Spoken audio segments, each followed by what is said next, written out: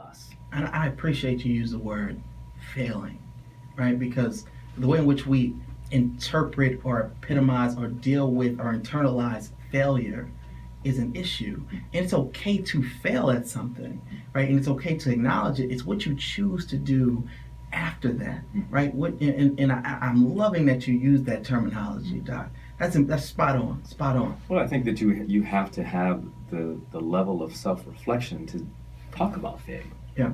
And I think as we go back to the early part of this conversation, why do I do the work? Part of it is, like I said, it is my own search. And over the last 2 years, and the wonderful thing that I'm fortunate to have is that I have an amazing therapist. Me too. I want to put that out there. Me too. I tell people all the time, get a therapist. You got to talk to somebody. It's part of your health benefits if you're working at certain jobs. Get a therapist. Talk to somebody. Don't talk to your friends. Well, you can talk to your friends, but you have to have that confidence in that space. There you go. But the ability to talk to a person who is unbiased about your issues from childhood to who you are. I think about men's issues with women. Oh, wow. You know, and how men have had relationships with women, and their relationships with their mother can dictate how they interact with women in their lives. I agree. I love my mama. Yeah, but I look, she done did some things. Look, I'm not the best. Go ahead, doctor. Don't get us preaching in here. No, I love my, but we think about this from a developmental aspect. Our mothers are our first girlfriends. Yes. And so they teach us, and I'm very, very thankful that I have an amazing mother, but she taught me how to interact with women. Now, I haven't always been the best man. I can put this out here at 45 and be vulnerable. I haven't always been the best man. But understanding that might be that... the Q dog in you. Go ahead, I'm not going to do go. that. Let me stop. Let me stop. As a Kevin Bear, I had to do it. I had to throw it out there at one point in time. Chuck, I had to. Amen, thoroughly immersed in true Omega spirit. Excuse me, I'm going to take it back. However, just having that understanding and knowing who we are.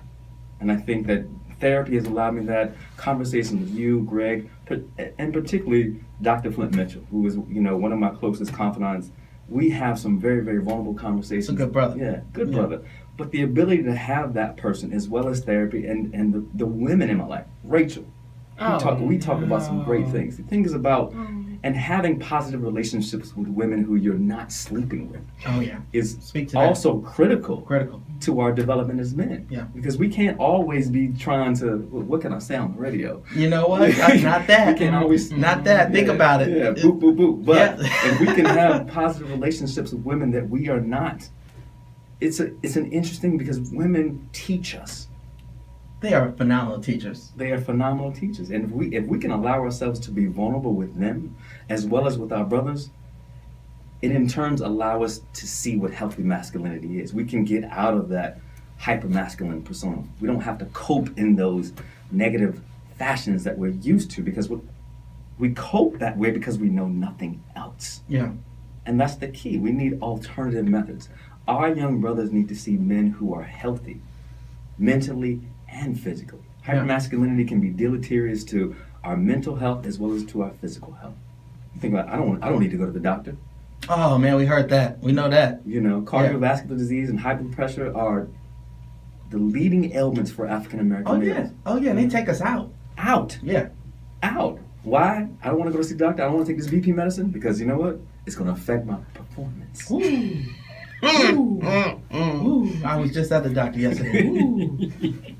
Serious. It's serious. It is serious. And so I think that we have to think about, as you know, we talk about this system of things that are impacting how black men do gender. That's and true. Think about how we can reverse, how we can pull those leverage points that we talk about all the time in our systems level training. What are the key points that we can help black men think about being healthy in all facets of it?